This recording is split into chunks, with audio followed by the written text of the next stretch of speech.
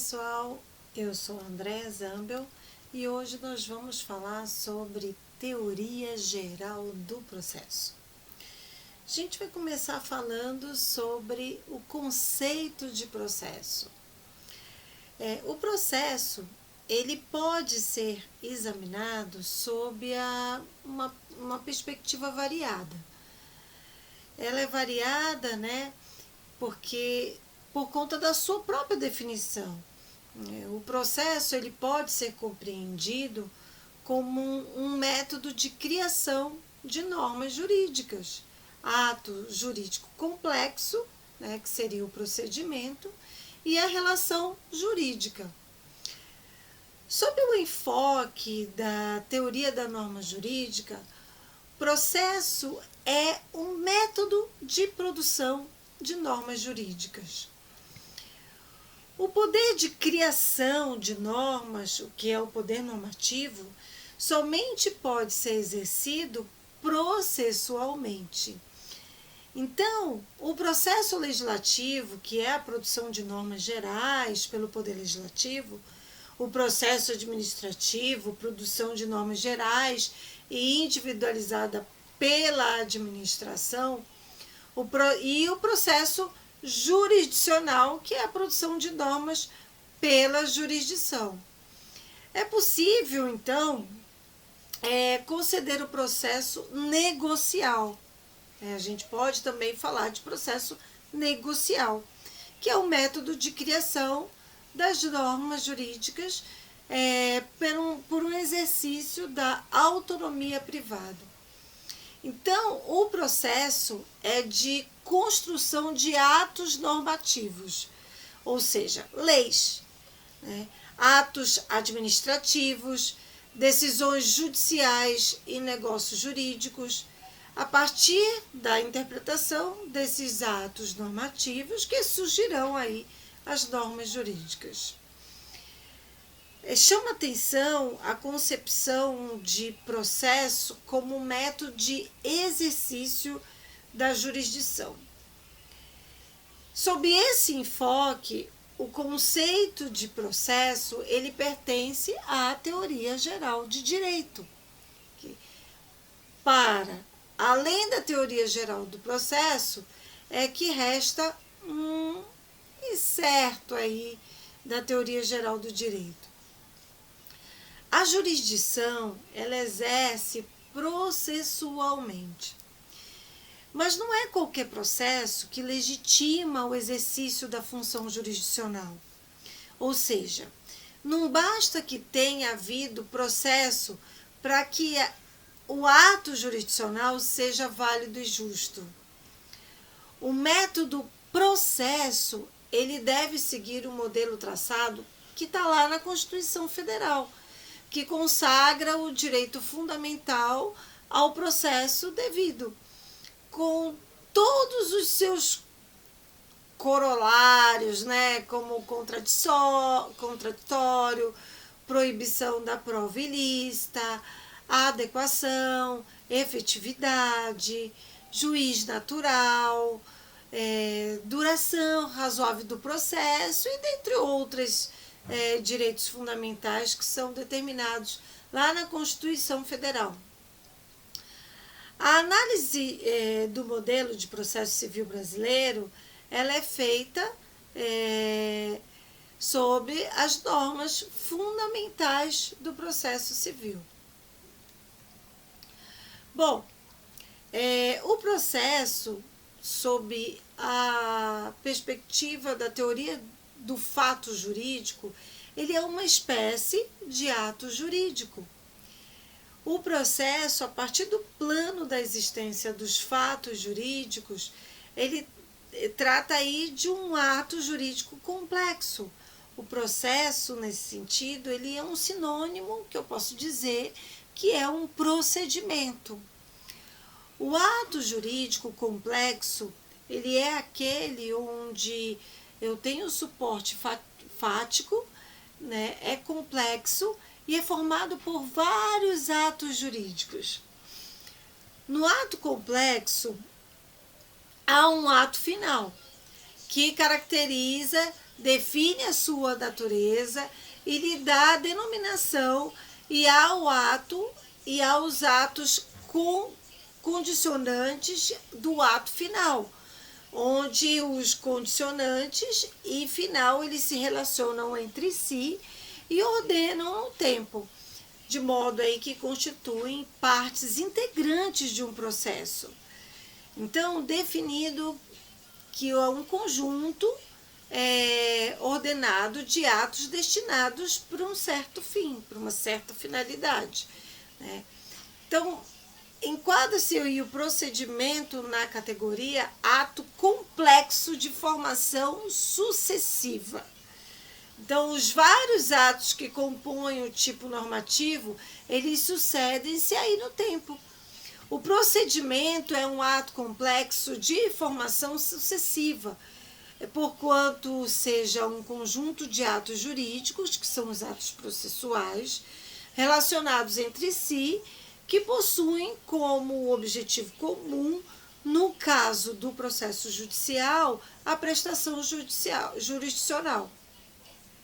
O conceito de processo, ele também aqui é um conceito da teoria geral do direito, especialmente da teoria geral do processo, que é um subramo da teoria geral do direito.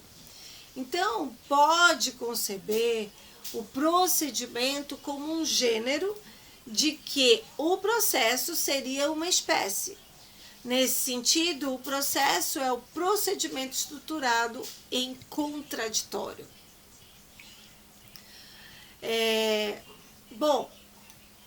Ainda de acordo com a teoria do fato jurídico, o processo ele pode ser encarado como efeito jurídico, ou seja, posso encará-lo pela perspectiva do plano da eficácia dos fatos jurídicos. Nesse sentido, o processo ele é um conjunto das relações jurídicas que vão se estabelecer entre os diversos sujeitos processuais. Quem são os sujeitos processuais? Partes, juiz, auxiliares da justiça e dentre outros.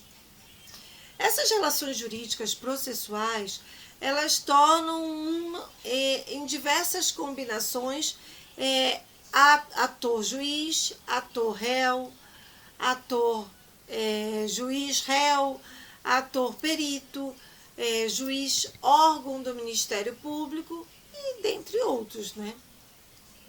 Pode até causar estranheza, de fato, a utilização de um mesmo termo processo para designar o fato jurídico e os seus respectivos efeitos jurídicos.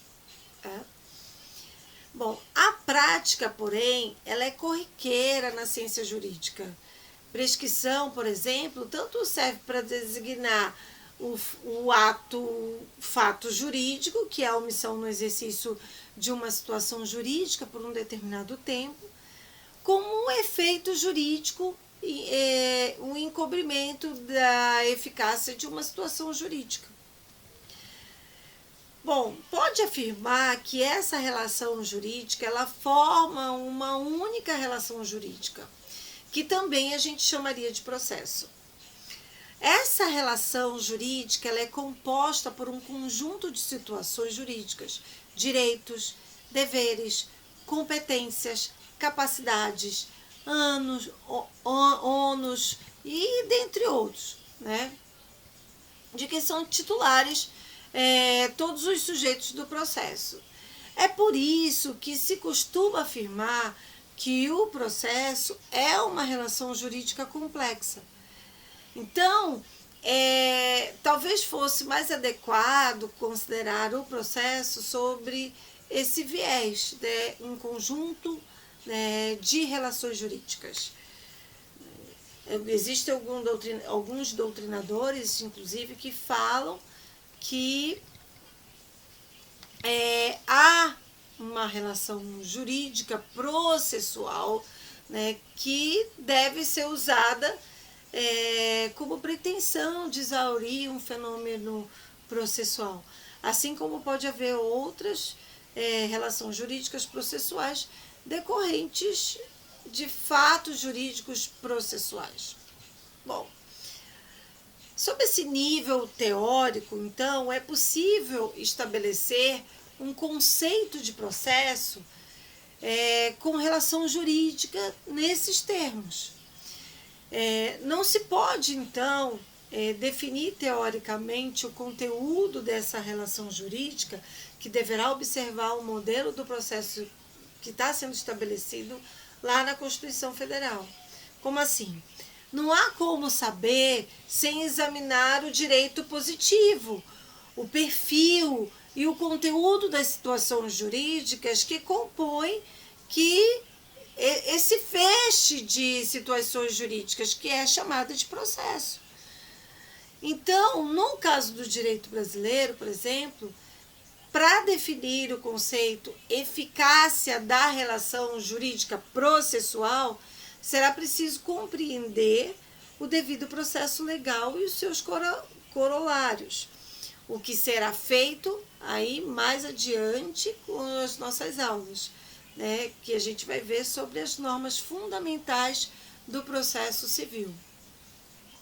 Então, não basta somente a gente afirmar que o processo é uma relação jurídica, né, conceito lógico jurídico, né, que não engloba o respectivo conteúdo dessa relação jurídica.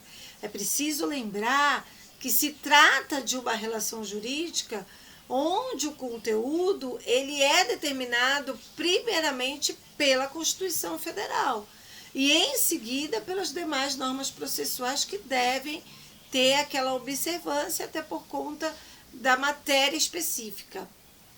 Então, o processo, como a gente pode encarar ele como um procedimento, é um ato jurídico complexo de formação sucessiva ou ainda como um procedimento em contraditório.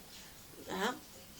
Não se faz necessário aqui a gente abandonar a ideia de ser o processo também uma relação jurídica.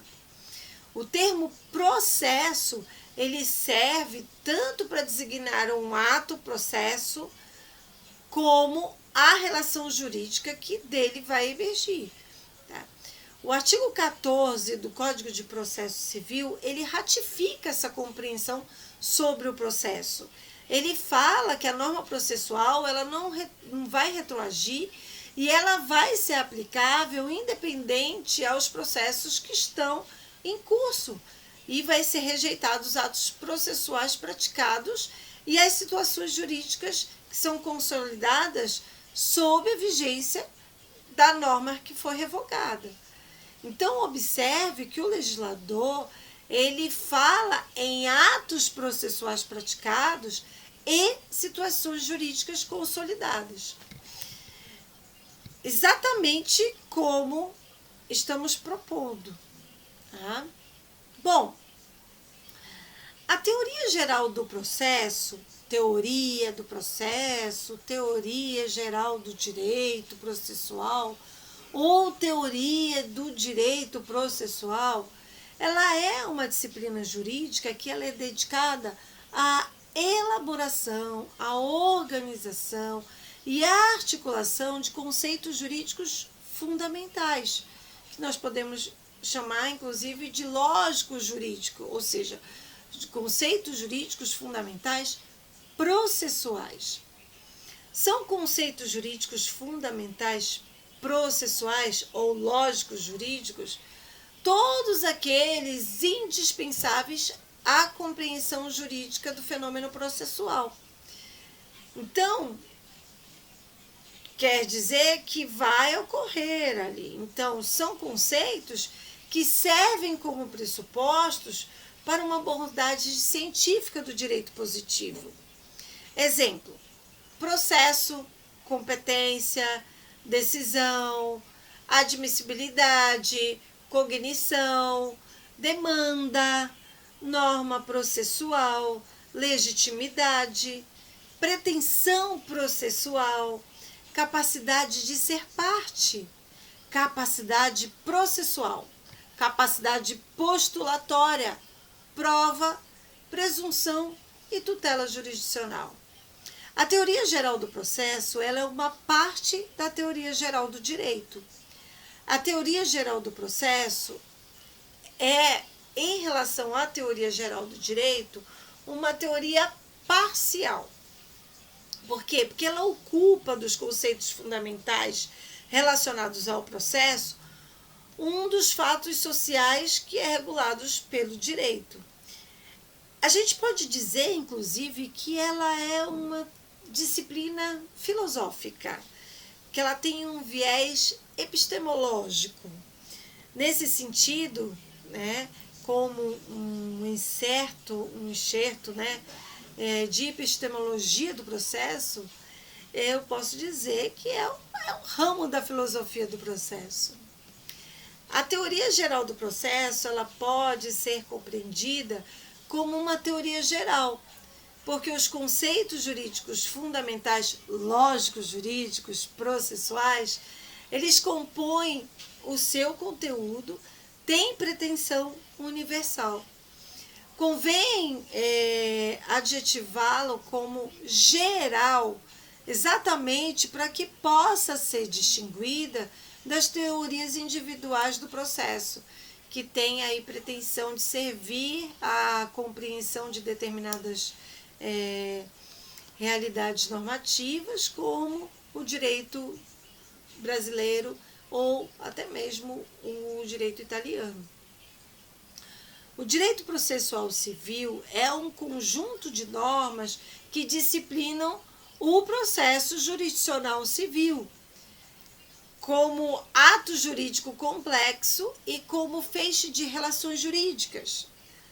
Compõe aí das normas que determinam o modo como o processo deve ser estruturado e as situações jurídicas que vão decorrer dos fatos jurídicos processuais.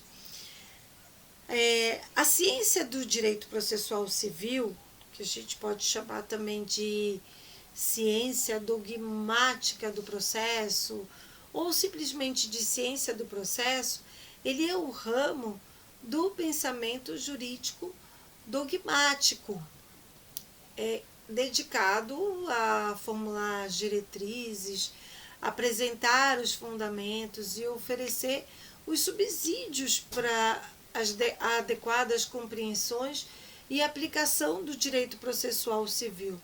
O direito processual civil é o objeto dessa ciência.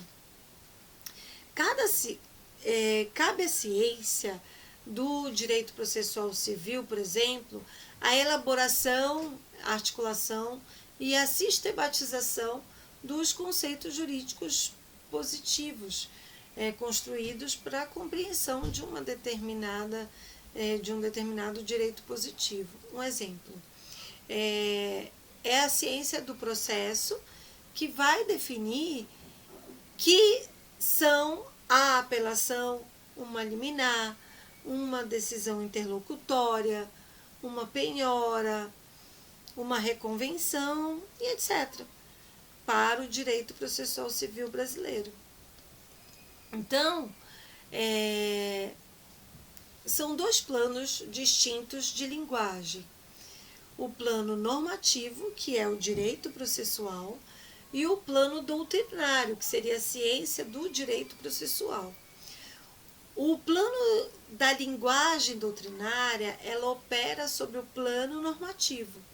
Por isso, a linguagem doutrinária, ela é considerada uma metalinguagem, que seria uma linguagem científica sobre a linguagem normativa. A relação entre a teoria geral do processo e a ciência do direito processual, ela é a mesma que se estabelece entre a teoria geral do direito e a ciência, que é dogmática do direito. Ambas são as linguagens científicas, não normativas, né? A relação entre esses dois níveis de linguagem, ela é permanente e acaba sendo inevitável, mas é preciso que fiquem sempre claras as suas diferenças. A separação entre as linguagens da teoria geral do processo e da ciência do processo é imprescindível para uma boa qualidade da produção doutrinária. Há problemas de direito positivo que, por algumas vezes, são examinados como se fossem problemas gerais. Então, essa falha de percepção, ela compromete a qualidade do trabalho doutrinário. Uma coisa é discutir o conteúdo das normas de um determinado direito positivo. Né? Por exemplo, digamos assim, o juiz ele pode ou não determinar provas sem requerimento das partes. Qual é o recurso contra determinada decisão? Se determinada questão pode ser alegada a qualquer tempo durante o processo? Como se conta o prazo para a apresentação da defesa? E dentre outras. Esses são problemas da ciência do direito processual. Coisa bem diferente, né?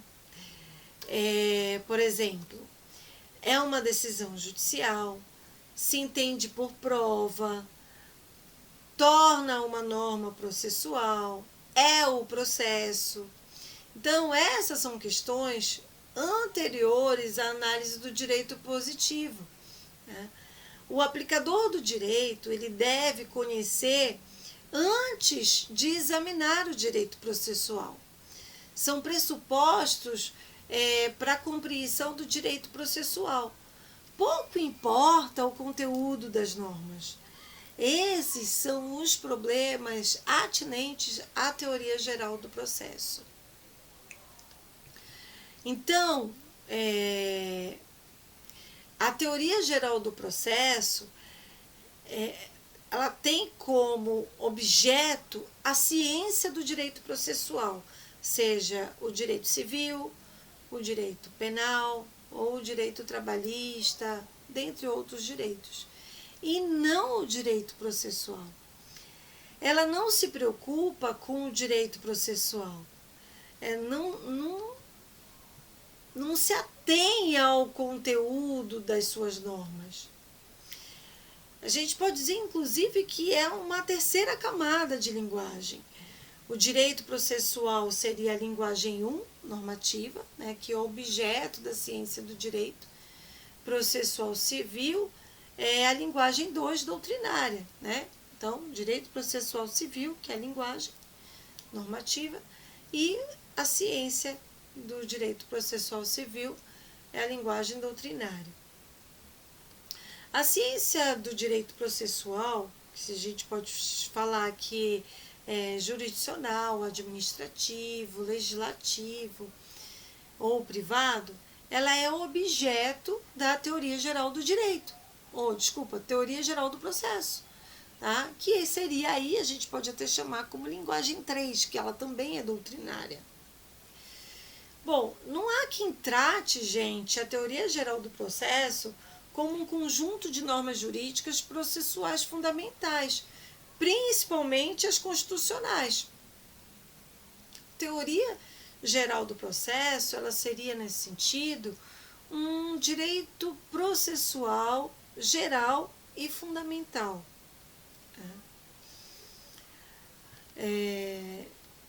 Bom, o que a gente não pode mesmo, tá, é confundir essas questões, né? Porque a gente pode até falar que é um produto da filosofia do processo, né? A teoria geral do processo. A gente não pode confundir com um conjunto de normas jurídicas processuais, né? Então,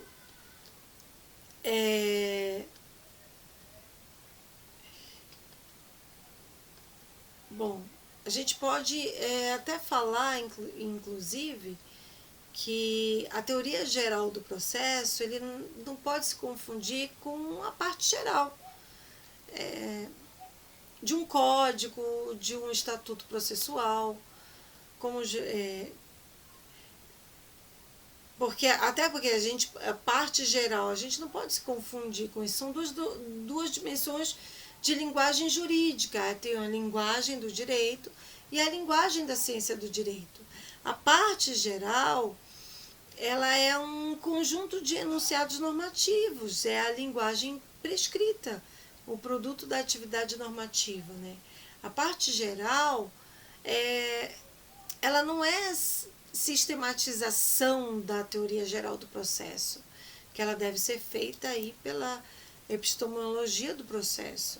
A parte geral é certo de determinados de diploma normativo. Eu posso dizer que é o código, o estatuto, são as leis, né? Compostos por enunciados normativos aplicáveis a todas as demandas de parcelas do diploma que está sendo estudado, né? Eventualmente, até mesmo a outras regiões do ordenamento jurídico. Eventualmente, sistematização da teoria geral do processo daria lugar à filosofia do processo, né? Que é uma tese, um manual, produto da atividade científica e não da legislativa. Bom, o processo ele é um método de exercício da jurisdição. A jurisdição ela é caracterizada por tutelar situações jurídicas concretamente afirmadas em um processo. Essas situações jurídicas são situações substanciais, ativas e passivas, os direitos e deveres, né? Por exemplo, correspondem aí, um grosso modo, até o mérito do processo, né? Então, eu estou brigando, eu estou litigando aí por direitos e deveres até que haja uma decisão final que venha me favorecer, tá? Então, não há um processo oco. Todo processo ele traz a afirmação de ao menos uma situação jurídica que é carecedora de tutela jurisdicional. E essa situação jurídica afirmada, ela pode ser chamada de direito material processualizado ou simplesmente de direito material. Se em todo o processo há uma situação jurídica substancial afirmada, que é o direito material, e na linguagem mais frequente, né, que é o direito material que nós chamamos, a relação entre eles ela é bastante íntima, como a gente pode supor, tá? A separação que se faz entre o direito e o processo, importante ponto de vista didático e científico, não pode implicar um processo neutro em relação ao direito material que corresponde ao seu objeto.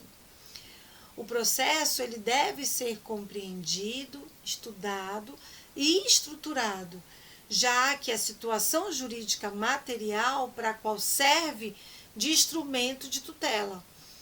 A essa abordagem metodológica do processo pode dar o nome de instrumentalismo, né? Que a principal virtude é estabelecer a ponte entre o direito processual e o direito material. Observe que essa perspectiva ela é fundamental para compreender uma série de institutos processuais.